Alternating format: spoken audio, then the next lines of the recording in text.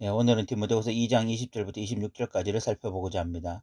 이 본 단락은 2장 14절부터 시작된 이 거짓 교사와 참 교사의 차이점에 대한 논의의 이 연장선상에 있는 내용입니다. 먼저 사도 바울은 20절과 21절에서 누가 하나님 앞에 쓰임받을 수 있는지 말씀하고 있습니다. 읽어보겠습니다.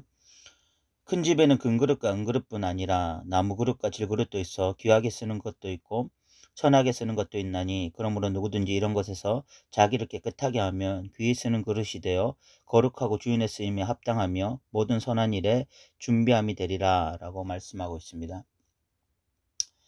어떤 큰 집에 금그릇도 있고 은그릇도 있고 나무그릇도 있고 질그릇이 있습니다. 금그릇, 은그릇은 상대적으로 나무그릇이나 질그릇에 비해서 그 자체로 가치가 있고 비싼 그릇임에 틀림없습니다. 그러나 오늘 성경은 이 금그릇이나 은그릇이 쓰임을 받을 것이라 라고 말씀하고 있지 않습니다. 중요한 것은 자신을 깨끗하게 하는 그릇이 귀히 쓰임을 받을 거라고 말씀하고 있다는 것입니다. 예전 개그 프로 중에 이런 유행어가 있었습니다. 1등만 기억하는 더러운 세상. 실질적으로 이 세상은 생존 게임이 익숙하고 대부분 승자가 독식하는 구조를 가지고 있습니다. 이 구조적으로 보면 피라미드 구조를 가지고 있죠. 이 피라미드 구조는 역사적으로 보면 인류가 힘을 가지고 세상을 지배하려고 한 이후에 견고하게 세상을 지탱해온 구조입니다. 애굽의 왕 파라오를 신으로 숭배한 이유가 이 피라미드 구조에 정점이 있었기 때문입니다. 신약에 와서 로마 황제를 추앙하고 황제의 복음이라는 것이 유행한 이유 역시 마찬가지입니다. 이런 구조 속에서 일반적인 평민들은 자신들이 속한 피라미드 구조 속에서 어떻게 하면 한 단계를, 어떻게 하면 두 단계를 더 올라갈 수 있을까를 고민하고 기를 쓰고 한 단계, 두 단계를 올라가기 위해서 힘을 썼습니다. 그런데 오늘날도 마찬가지죠. 일반 서민이 열심히 장사하고 아이들 열심히 공부시키면서 그렇게 미친 듯이 다름질하는 이유가 바로 이 피라미드 구조 속에서 한 단계라도 두 단계라도 더 올라가서 지배층으로 중산층으로 살고 싶기 때문에 그런 것이죠. 이런 구조 속에서 빛이 나는 금그릇이나 은그릇은 굉장히 중요한 가치를 가지는 것입니다. 이 개그 프로그램의 그 유행어가 이런 구조 속에서는 진리입니다. 1등만 기억하는 더러운 세상. 그런데 이런 세상 가치가 교회 안에도 침투해 있습니다. 성공한 목회는 개척교회에서 시작해서 큰 교회가 되는 것이고 그런 교회의 성공 비법이 많은 교회에 전가됩니다. 그렇게 대형 교회가 작은 교회의 롤모델이 되는 것입니다. 모두 금그릇이나 은그릇에 관심이 많습니다. 그리고 그렇게 커진 것이 하나님의 능력이 나타난 증거이고 하나님의 은혜가 함께 한다는 증거라고 단언합니다. 그런데 오늘 성경은 말합니다. 금그릇, 은그릇이 중요한 것이 아니라 금그릇이든 은그릇이든 나무그릇이든 질그릇이든 자기를 깨끗하는 그릇이 하나님께 쓰임받는다고 말입니다. 오늘날 한국교회가 왜 세상의 지탄이 되었습니까? 성공하지 못했기 때문이 아니라 깨끗하지 못했기 때문입니다. 화려한 성전을 보여주지 못한 것이 아니라 성경대로 사는 모습을 보여주지 못했기 때문입니다. 그런데도 아직도 상당수 목회자는 목회 성공을 향해서 다름질하고 있고 작은 교회들은 큰 교회들을 롤모델 삼아 어떻게 하면 커질 수 있을까만 생각하고 있습니다. 요한계시록에 보면 7교회가 나옵니다. 그중 칭찬받는 교회가 2교회인데 그런데 놀랍게 그 칭찬받는 2교회의 표면적인 모습을 보면 나무그릇이나 질그릇에 가깝습니다. 첫 번째로 칭찬받는 교회가 서머나 교회인데 그 교회를 향해서 예수님이 말씀하셨습니다. 내 한량과 궁핍을 알거니와 실상은 내가 부유한 자니라. 우리가 생각하기에 한량과 궁핍만 있는 교회는 잘못된 교회 아닙니까? 무엇인가 하나님의 능력이 부족하고 은혜가 부족해서 저렇게 가난하고 어려움을 겪는 거 아닙니까? 그렇게 생각하기 쉬워요. 그런데 상황을 깨뜨려 보시는 예수님, 그 교회의 상황이나 그 교회의 영적인 모습을 깨뜨려 보시는 하나님이 그 교회를 향해서 무엇이라고 말씀하셨냐면 이 교회야말로 제일 부유한 교회다라고 말씀하셨습니다. 실상은 이 교회가 제일 부유한 교회다 이렇게 말씀하셨어요. 표면적으로 물질은 없지만 그러나 실질적으로 영적으로 가장 부유한 교회가 바로 서머나 교회다라고 말씀하신 것입니다. 또 하나의 칭찬받는 교회가 있는데 그 교회는 빌라델비아 교회입니다. 그 교회를 향해서 이렇게 말씀합니다. 내가 내 행위를 아노니 내가 작은 능력을 가지고도 내 말을 지키며 내 이름을 배반하지 않았다. 우리가 생각하기에 작은 능력을 가진 것이 문제 아닙니까? 그런데 예수님은 작은 능력이든 큰 능력이든 그런 능력을 가진 것이 중요한 것이 아니라 예수님을 배반하지 않는 것이 중요하다고 말씀하고 있는 거죠.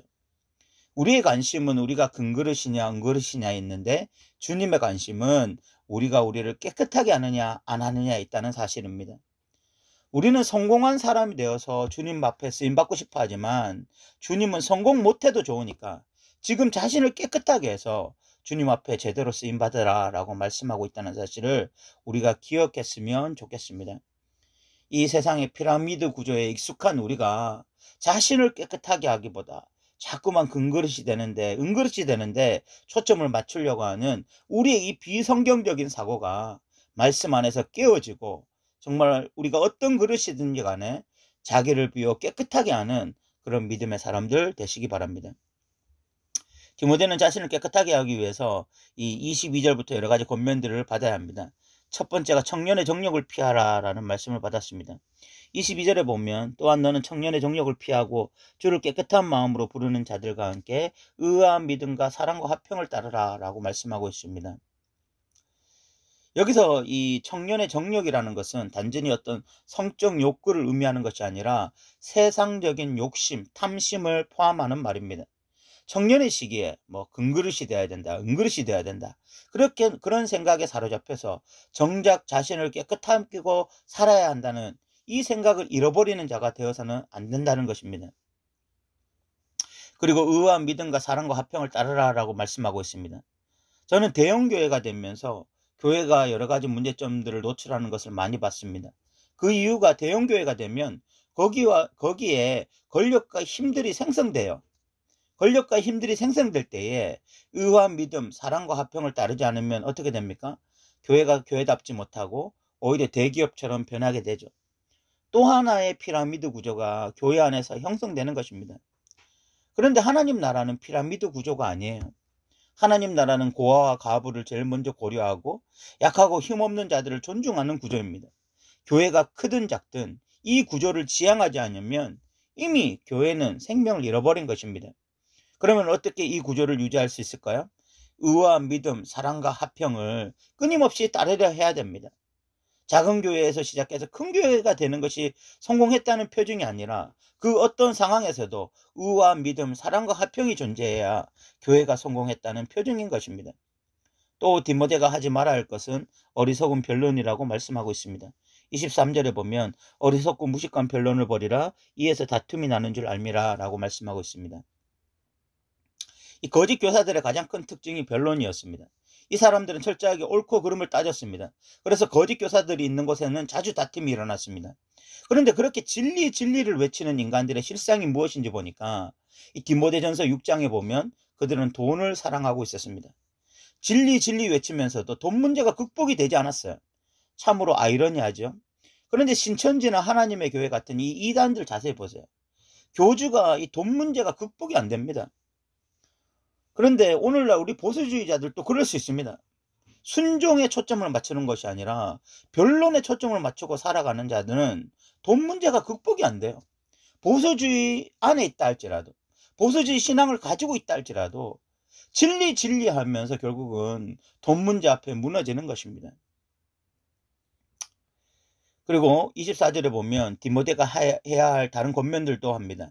디모데는 먼저 다투지 않아야 되고 모든 사람 앞에서 온유하고 가르침을 잘하고 참으며 거역하는 자를 온유함으로 훈계해야 된다고 말씀하고 있습니다. 24절과 25절을 보면 주의 종은 마땅히 다투지 아니하고 모든 사람에 대하여 온유하며 가르치기를 잘하며 참으며 거역하는 자를 온유함으로 훈계할지니 라고 말씀하고 있죠. 들으면 참 은혜되는 이야기지만 막상 이것을 실천하려고 하면 너무나 어려운 일입니다. 여러분들이 부모로서 자녀를 온유함으로 잘 가르쳤다고 생각해 보십시오. 그런데 자녀가 그 가르침을 요리조리 피하면서 오히려 이용하고 끊임없이 엇나간다면 어떻게 하시겠습니까?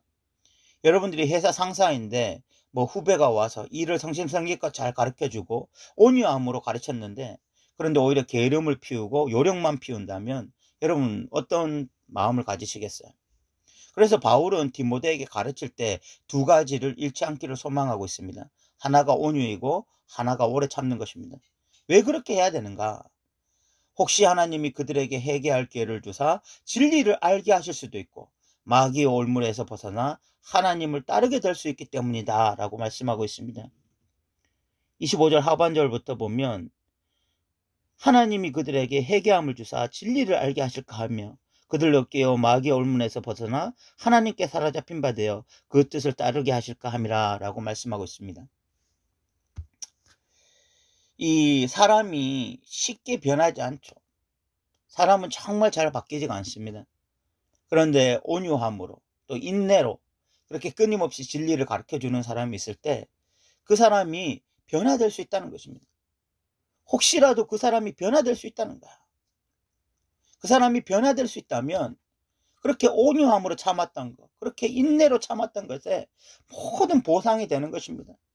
그냥 목회자는 그것만으로도 너무 감사하고 너무 기쁘고 자기 이 길에 대한 긍지와 자부심이 생길 거예요. 그렇기 때문에 목회자는 참 힘들더라도 온유함과 오래 참음으로 이런 수고를 하는 것이 마땅하고 귀한 가치가 있다라고 사도 바울이 권면하는 거죠. 이제 말씀을 마무리하고자 합니다. 사람들은 금그릇이나 은그릇에 관심이 많죠. 그리고 금그릇이나 은그릇이 된 것 자체가 성공이라고 생각합니다. 그러나 하나님은 자신을 깨끗하게 하는 그릇에 관심이 많습니다. 여러분들이 어떤 그릇이든지 상관없이 자신을 깨끗하게 할 때 하나님이 쓰시는 사람이 될 것입니다. 사도 바울은 디모데에게 너는 거짓 교사들과는 다른 참 교사로 살기 위해서 의와 믿음, 사랑과 화평을 가져야 되고 변론을 버리며 사람들을 온유와 인내로 가르쳐야 된다고 말씀했습니다. 그렇게 했을 때 혹시라도 그 사람이 하나님의 사람이 되고 마귀의 올무에서 벗어날 수 있다고 말씀했습니다. 참 가르치는 자는 이 온유와 인내가 있어야 하는 것 같습니다. 정말 잘 되지 않아요. 저를 봐도 이 온유와 인내가 제일 어려운 부분입니다. 그러나 이런 가르침을 통해서 누구 한 사람이 변화될 수 있다는 그 기대감, 그 소망, 그것으로 인해서 정말 끝까지 가르치는 자들은 온유와 인내로 가르칠 수 있는 그런 저와 여러분 되셨으면 좋겠습니다. 오늘도 들어주셔서 감사합니다.